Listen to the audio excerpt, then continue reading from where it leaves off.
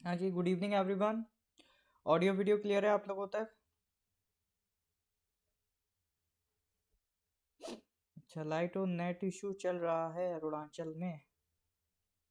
कोई दिक्कत नहीं। आज थोड़ा सा हल्का ही हाथ रखेंगे, ठीक है।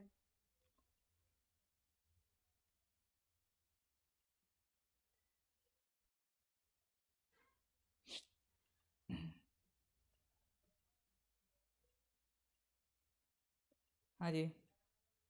आवाज़ आ रहा है आप लोगों तक?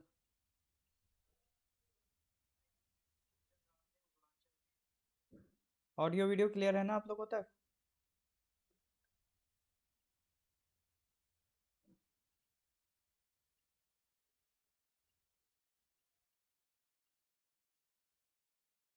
ऑलराइट।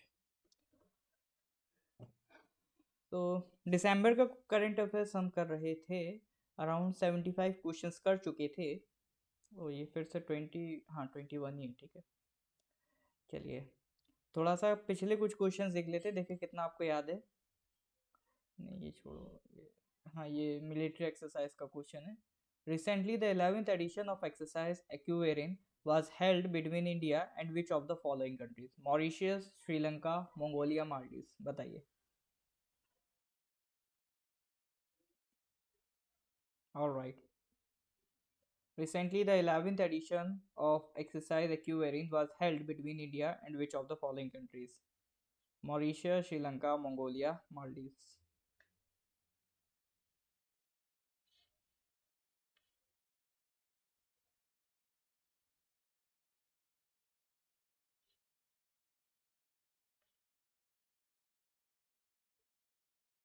आज लग रहा है back to back live classes ले लेके लोग थक गए हैं।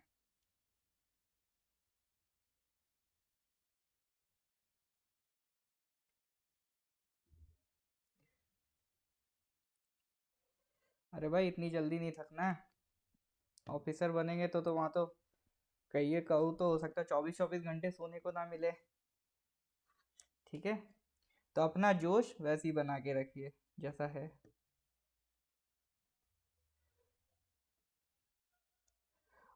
मेजर दिसंबर हमने स्टार्ट किया था करीब लेक्चर नंबर 66 से। हाँ, 5 लेक्चर हो गया इसमें, तो अभी 5 लेक्चर हो गया दिसंबर का, ये 6 लेक्चर है। हाँ जी, मालदीव्स बहुत बड़े। Correct answer is Maldives. Aquarian किस किस के बीच में हुई? इंडिया और मालदीव्स। ऑलराइट। तो यहाँ तक हम लोगों ने कर लिया था।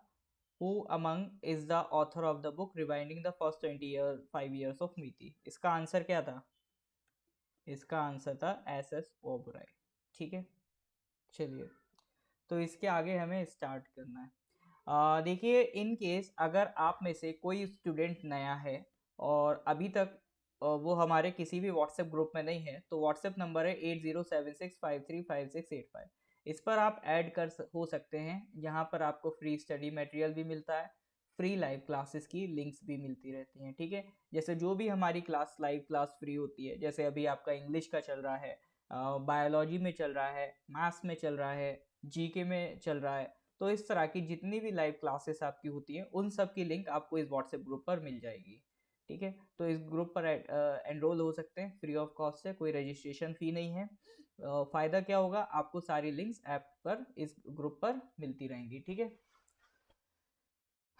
चलिए, और उसके अलावा अगर आप कोर्सेज में एनरोल होने के लिए इंटरेस्टेड हैं, तो हमारे पास APPCS के लिए प्रीलिम्स लेवल तक का ACF, head constable, forester, TGT, PGT, assistant engineer, इनका जीके और इंग्लिश, तो ये सारे कोर्सेज अवेलेबल हैं। ठीक है।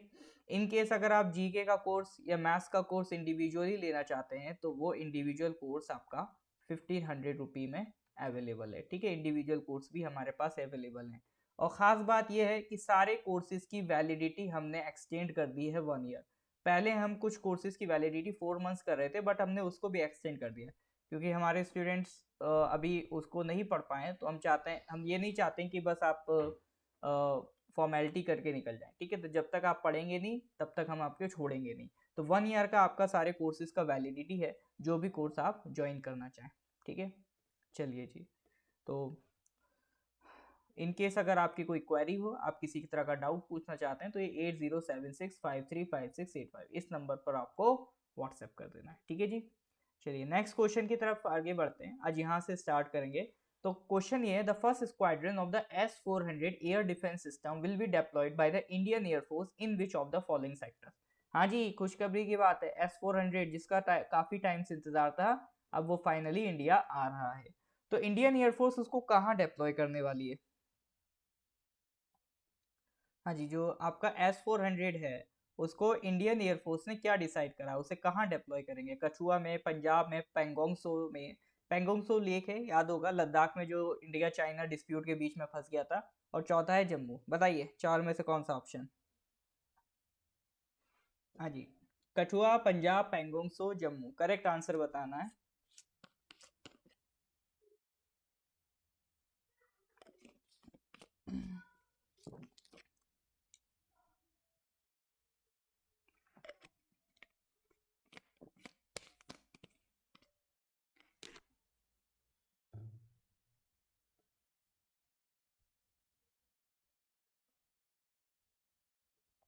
हाँ जी, बताइए।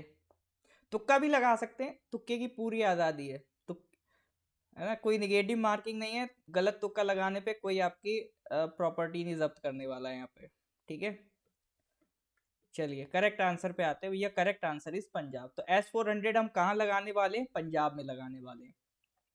S-400 है क्या आपका? देखिए ये मिसाइल डिफेंस सिस्टम है, यानी एयर में से कोई भी मिसाइल आ रही होगी तो उसको ये डिस्ट्रॉय कर सकता है। इसके जो सेंसर्स हैं, कोई भी मिसाइल जैसी एंटर करेगी इंडिया के टेरिटरी में, ये उसको एंटर करने से पहले ही सेंस कर लेगा और अपनी तरफ से एक मिसाइल छोड़ेगा, ठीक है। इसीलिए ये किसका क्या नाम है? Surface to air missile, SAM. मतलब सरफेस पे खड़ा होगा एक आपका व्हीकल, यहाँ से मिसाइल निकलेगी, डायरेक्ट आसमान में ही इस मिसाइल को डिस्ट्रॉय कर देंगे। तो हमारा ये एयर वाला जो पार्ट है उसको प्रोटेक्ट करने का काम करता है। तो कोई भी मशीन, कोई भी आपका मिसाइल इंडिया में एंटर नहीं कर सकते, ये शील्ड की तरह काम करते। तो बॉर्डर पे इनको लगा दिया जाता है, बॉर्डर पे यहाँ जहां भी डिटेक्ट करेंगे खट से उस मिसाइल का खात्मा कर देंगे, ठीक है। ये one of the most dangerous operationally deployed modern long range missile system है। अब देखो, ये रशिया और यूएसए में इसी बात की लड़ाई चलती है। जब दोनों ने स्टार्ट किया था ना, जैसे अगर आप हिस्ट्री पढ़ेंगे तो पहले यूएसए था और रशिया नहीं था, पहले क्या था? यूएसएसआर। यूएसएसआर के फिर टुकड़े हो गए, उन्हीं में से एक टुकड़ा रशिया निकल के आया, ठीक है। तो इन दोनों के बीच में बहुत लड़ाई चलती थी, बाइपोलर वर्ल्ड होता था उस टाइम में। तो कंट्रीज या तो यूएसए के साथ होते थे या यूएसएसआर के साथ होते थे। जब हमें आजादी मिली 1947 के टाइम, तो वर्ल्ड वॉर 2 के बाद, तो ये कंट्री की, दुनिया की हालत हो गई थी कि दो पोल हो गए थे पूरी दुनिया के, यूएसएसआर या यूएसए। अब बाकी जो कंट्रीज है उनसे कहा जाता था या तो यूएसए की टीम ज्वाइन करो या यूएसएसआर की ज्वाइन करो। तो हम जब आज़ाद हुए तो हमारे लिए बड़ी मुश्किल थी। हमें लगा कि भाई अभी अभी तो हमें आज़ादी मिली है ब्रिटेन से, अब ये कह रहे हैं हमारा क्लब ज्वाइन करो। क्लब ज्वाइन करने का मतलब इनकी बात मानो। जहाँ अगर यूएसए को ज्वाइन करा तो अगर लड़ाई हो गई तो हमें यूएसए की तरफ से लड़ना पड़ेगा, अगर यूएसएसआर को ज्वाइन करा तो यूएसएसआर को ज्वाइन करना पड़ेगा। अब दोनों आपस में फाइट करेंगे, नुकसान हमारा ही होना है। जैसा कि वर्ल्ड वॉर 1 और वर्ल्ड वॉर 2 में हमने क्या करा, हमारे सोल्जर्स तो किस लिए गए? ब्रिटेन की तरफ से लड़ने के लिए गए, हमारा तो कोई पॉइंट नहीं रहा ना उसमें। तो इसीलिए यूएसए से या यूएसएसआर की लड़ाई में हमारी सॉवरेनिटी को खतरा है, इसी के लिए हम इतना फाइट करके आए। तो फिर हमने सोचा ना हम यूएसए का क्लब ज्वाइन करेंगे ना यूएसएसआर का। तो कुछ कंट्रीज थी जो यूएसए को ज्वाइन कर चुकी थी, कुछ यूएसएसआर को। हमने कहा हम डिफरेंट है, हम थर्ड वर्ल्ड बनाएंगे, ठीक है, तीसरा क्लब बनाएंगे। हमने एक मूवमेंट लॉन्च किया था, नॉन अलाइन मूवमेंट। इसमें वो कंट्रीज इकट्ठा हो गए जो ना यूएसए के साथ थे ना यूएसएसआर के साथ थे। तो भारत के प्रधानमंत्री जवाहरलाल नेहरू और आपके इजिप्ट के राष्ट्रपति गैमल अब्दुल नसीर, इंडोनेशिया के राष्ट्रपति, इन सब लोगों का बहुत बड़ा रोल था नॉन अलाइन मूवमेंट चलाने में। अब नॉन अलाइन अलाइन मूवमेंट जो आपका चला है, इसी को कहते हैं थर्ड वर्ल्ड कंट्री। यानी दो कंट्रीज तो ये हो गए, एक दुनिया ये, एक दुनिया ये, बाकी इन कंट्रीज को हम क्या कहने लगे? इनको कहने लगे थर्ड वर्ल्ड कंट्रीज। तो यहीं से टर्म निकल के आया था थर्ड वर्ल्ड कंट्रीज। तो अब इन दोनों के बीच में कंपटीशन हुआ, है ना। कंपटीशन क्या? जैसे यूएसएसआर ने पहला बंदा भेजा जो स्पेस में एंटर किया, तो कंपटीशन में यूएसए ने उसके बदले क्या करा? अपना एक बंदा भेज दिया चांद पर। मून पे जाने वाले पहले कौन बने? नील आर्मस्ट्रॉन्ग बने। तो स्पेस रेस चली इनकी। फिर डिफेंस में चली कि बढ़िया फाइटर जेट कौन बनाएगा। यूएसए ने बना डाला F-16 और यूएसएसआर ने बनाए सुखोई मिग, है ना, जो हम अभी भी यूज करते हैं। बट कंपैरेटिवली देखा जाए तो F-16 का ज्यादा नाम हुआ, F-16 को ज्यादा सक्सेसफुल माना गया compare to Sukhoi and MiG, ठीक है, जो भी रीजन हो। तो यूएसएसआर ने सोचा कि देखो एयरक्राफ्ट में तो हम बीट नहीं कर सकते इन्हें, एयरक्राफ्ट में नहीं बीट कर सकते, एंटी एयरक्राफ्ट में बीट करो, एंटी एयरक्राफ्ट एंटी मिसाइल्स बनाओ। यानी जब यूएसए के एयरक्राफ्ट हमारे पास आएंगे तो हम ऐसी मिसाइल सिस्टम बनाएंगे कि इनके एयरक्राफ्ट भी हमसे ना बच पाए। तो S-400 को माना जाता है कि F-16 को गिराने की कैपेबिलिटी रखता है। हालांकि अभी ये चेक नहीं हुआ है, बट S-400 को दावा करते हैं रशिया वाले कि ये F-16 भी गिरा देगा, ठीक है। तो हमने कहा इससे बढ़िया क्या बात है, S-400 खरीदते हैं, क्योंकि पड़ोसी जो है हमारे पाकिस्तान वाले उनके पास भी F-16 है, तो हमें तो वही गिराना है, ठीक है। तो S-400 हमने खरीद लिया। अब S-400 के अलावा और भी आगे वेराइटीज आ रही हैं, S-500 वगैरह। तो अभी हम किस पे काम चला रहे हैं, S-400। इधर यूएसए ने भी एंटी एयरक्राफ्ट मिसाइल्स वगैरह बनाई, उन्होंने उसका नाम रखा terminal high altitude area defence system, short में कहते हैं थार्ड। यूएसए ने पूरी कोशिश करी, अरे भाई खरीद लो थार्ड, खरीद लो थार्ड, खरीद लो। तो थार्ड के पीछे बहुत फोर्स किया यूएसए ने हमको, लेकिन हमें मालूम था नहीं, हमारे लिए थार्ड नहीं, हमारे लिए S-400 बढ़िया है, ठीक है। तो हमने किसका चुनाव किया, हमने S-400 चुना।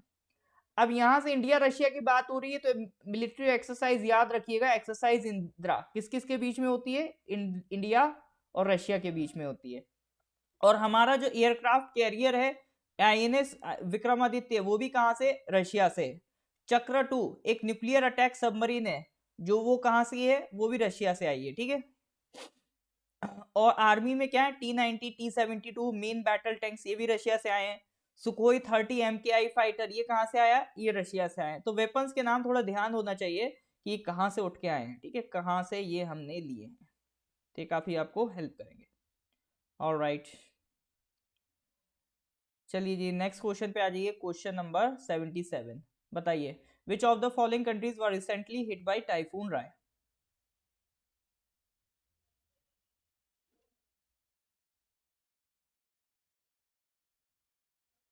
अनु का आइडिया सही लगा।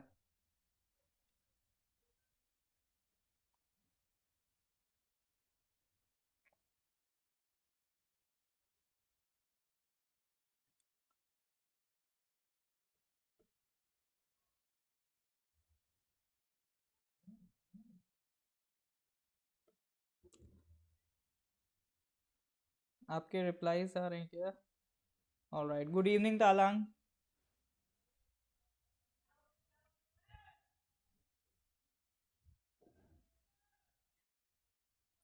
Which of the following countries were recently hit by typhoon Rai? बताइए।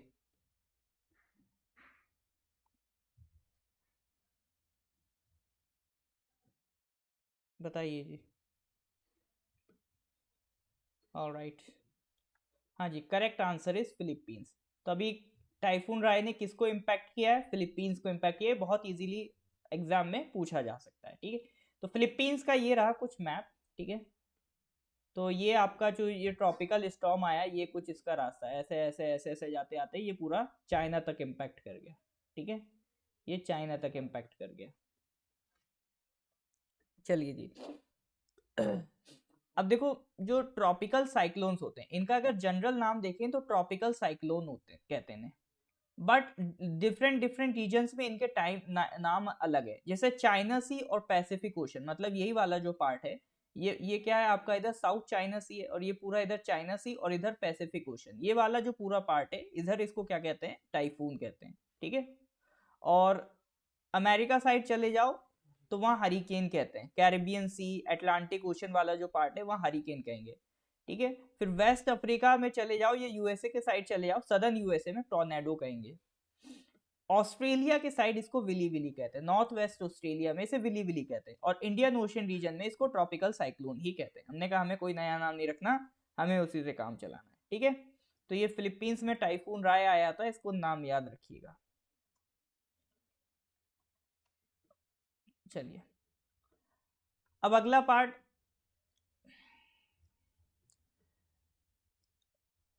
जो नाम इसका नेम राय है, टाइफून नेम राय, वो किसने दिया है? तो ध्यान रखिएगा, ऑस्ट्रेलिया के पास, ये इसी रीजन में जहां पर आपका इंडोनेशिया है, ठीक है, इधर वाले रीजन में कुछ कंट्रीज का ग्रुप है, वो कुछ आइलैंड्स है, कुछ आइलैंड्स का ग्रुप है जिनको हम क्या कहते हैं, माइक्रोनेशिया कहते हैं, ठीक है। कुछ आइलैंड्स का ग्रुप है जिनको हम क्या कहते हैं, माइक्रोनेशिया। इसको भी हम कभी क्लास में करेंगे, ठीक है। तो माइक्रोनेशिया ने नाम दिया है राय, ठीक है। तो ध्यान रखेंगे, राय नाम किसने दिया? माइक्रोनेशिया ने। याद रहेगा? हाँ सर, हमें तो सब कुछ याद रहता है। चलिए, question number 78। Chief justice of India N V Ramana and Telangana CM K Chandrashekar Rao has inaugurated India's first international arbitration and mediation center in which of the following cities? अभी थोड़ा ये क्वेश्चन अजीब लग रहा होगा क्योंकि आपको नहीं पता होगा ये आर्बिट्रेशन, मीडिएशन, कॉन्सिलिएशन, ये क्या क्या होते हैं टर्म्स। आज सारा इनका मामला खत्म कर देंगे, ठीक है, सब क्लियर कर देंगे। आर्बिट्रेशन क्या होता है, मीडिएशन क्या होता है, कॉन्सिलिएशन क्या होता है, सर ये आ जाते हैं ना तो समझ में नहीं आता है। आपके 99.99% कंपटीशन को नहीं पता होता है कि आर्बिट्रेशन, मीडिएशन, कॉन्सिलिएशन क्या होते हैं, इनमें क्या डिफरेंस होते हैं, ठीक है। आज आप उन 0.01% में बन जाएंगे जिनको ये डिफरेंस पता होगा। चलिए जी, पहले इसका आंसर दीजिए। अभी एक आर्बिट्रेशन और मीडिएशन सेंटर बनाया गया है, उसका इनॉग्रेशन हमारे chief justice of India mister N V Ramana और तेलंगाना के सीएम है, उन्होंने मिलकर किया। तो बताइए, अब वैसे तेलंगाना से थोड़ा आइडिया लग जाना चाहिए। हाँ जी, करेक्ट आंसर इज हैदराबाद। चलिए, तो ये चीफ जस्टिस ऑफ इंडिया ने किया। अब इसका काम क्या रहेगा? जो भी डिस्प्यूट्स हैं उनको रिजॉल्व करना। चलिए, तो अब हम बात करते हैं ये आर्बिट्रेशन और मीडिएशन सेंटर होते क्या। देखिए, आर्बिट्रेशन हो या मीडिएशन हो, arbitration is a different thing, mediation is a different thing. तो आर्बिट्रेशन हो, मीडिएशन हो, ये सब एक मैकेनिज्म का पार्ट है जिसका नाम है अल्टरनेट डिस्प्यूट रेजोल्यूशन, ठीक है, अल्टरनेट डिस्प्यूट रेजोल्यूशन। अब जरूरत इनकी क्यों आ पड़ी, तो बिल्कुल बेसिक से स्टडी करेंगे इनकी जरूरत क्यों आ पड़ी। देखिए, जरूरत आने का सीधा सा रीजन इनका ये है कि इंडिया में अगर हम बात करें, ठीक है, इंडिया में क्या होता है, नीचे साइड सबऑर्डिनेट कोर्ट्स हैं, उसके ऊपर हाई कोर्ट है, उसके ऊपर सुप्रीम कोर्ट है, ठीक है। तो इंडिया में जो भी आपका डिसीजन दिया जाता है, ठीक है, जो भी काम किया जाता है बाय लॉ किया जाता है। अब लॉ के दो पार्ट्स होते हैं।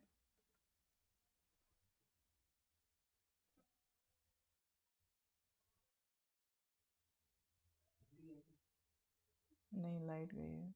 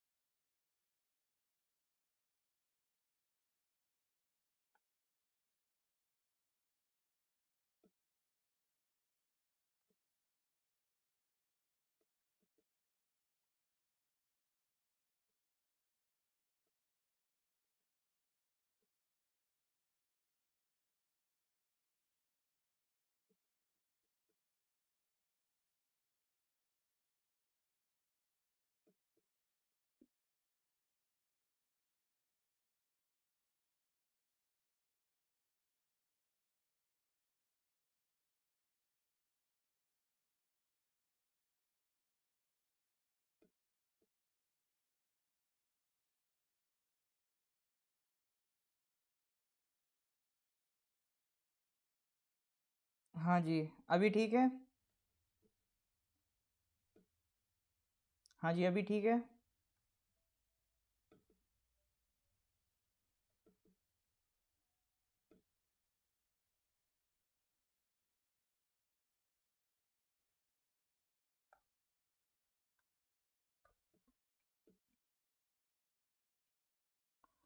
अभी ठीक है आप लोगों की तरफ, यस और नो, बताइए।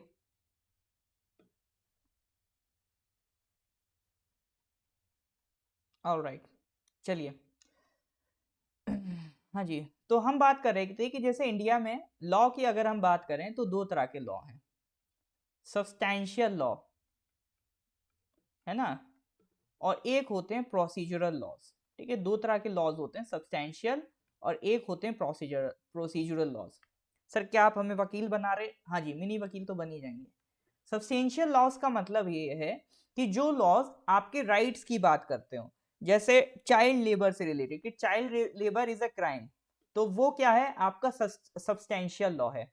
प्रोसीजरल लॉ क्या होते हैं, जो बताते हैं कि सब्सटेंशियल लॉ को इंप्लीमेंट कैसे करना है, सब्सटेंशियल लॉ को प्रोसीड कैसे करना है। अब जैसे child labour is a crime, but तो वो चाइल्ड लेबर वाला क्या हो गया, लॉ हो गया, उसकी वजह से आप कह पा रहे हो।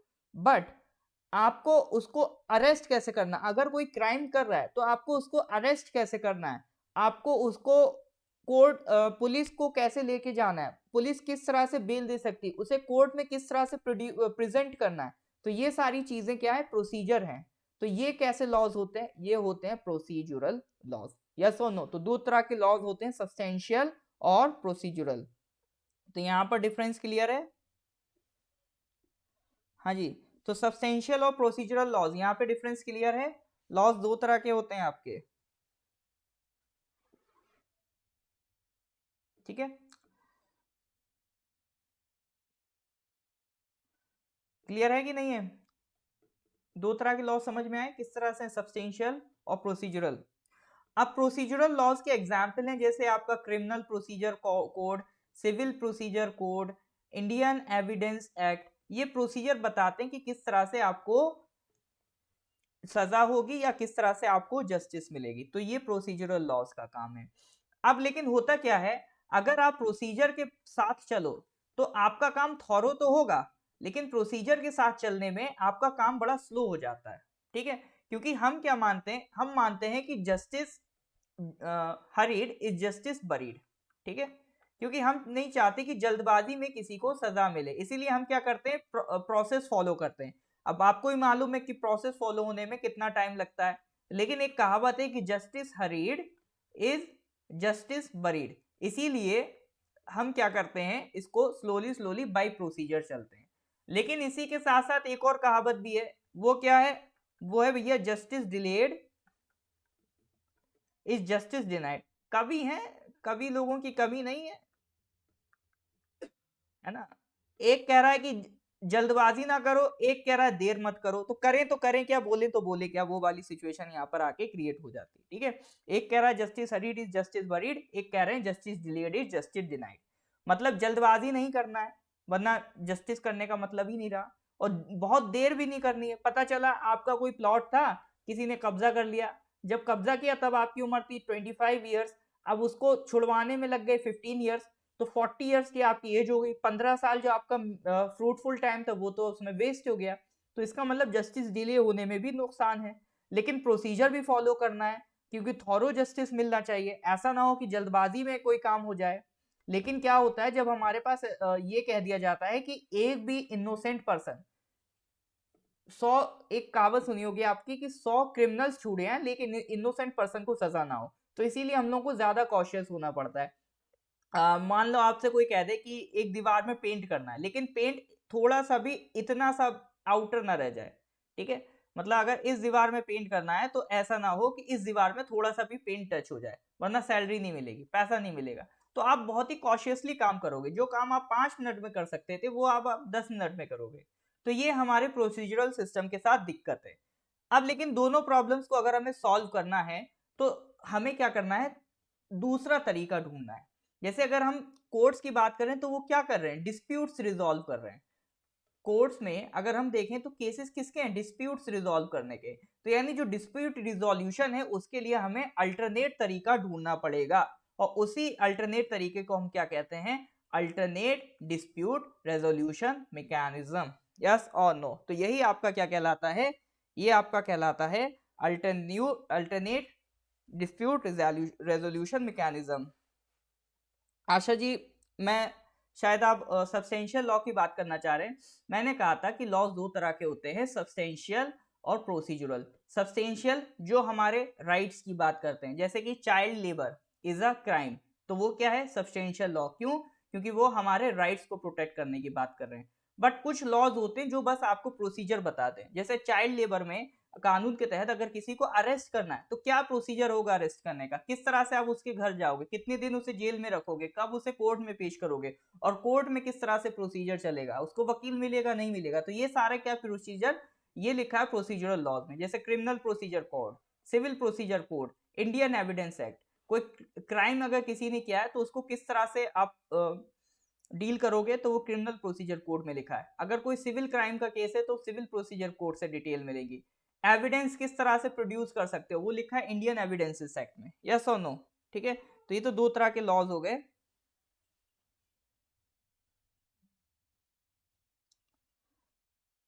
ठीक है, ये दो तरह के लॉज हो गए। मीट क्या कह रहे हैं, नेट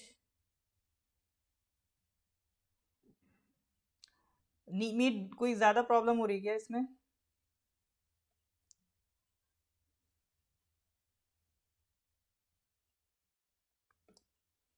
ऑलराइट,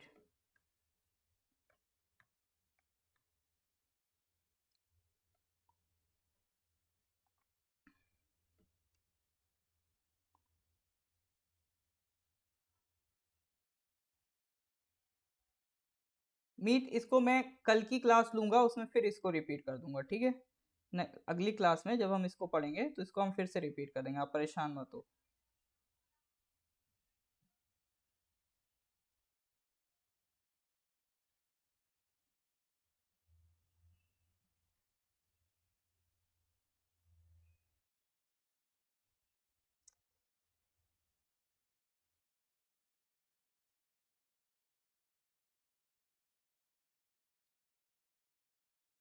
ठीक है,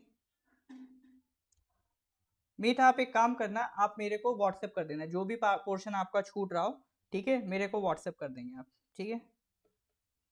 चलिए,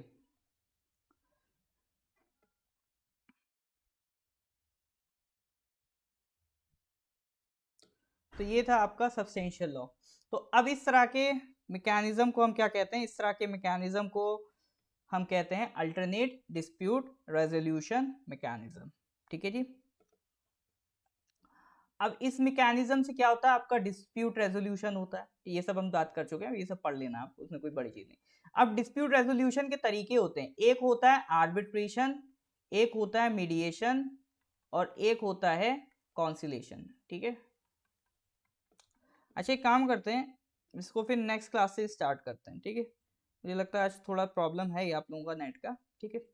तो फिर इसको नेक्स्ट क्लास से स्टार्ट करते हैं। चलिए फिर, ओके, थैंक यू।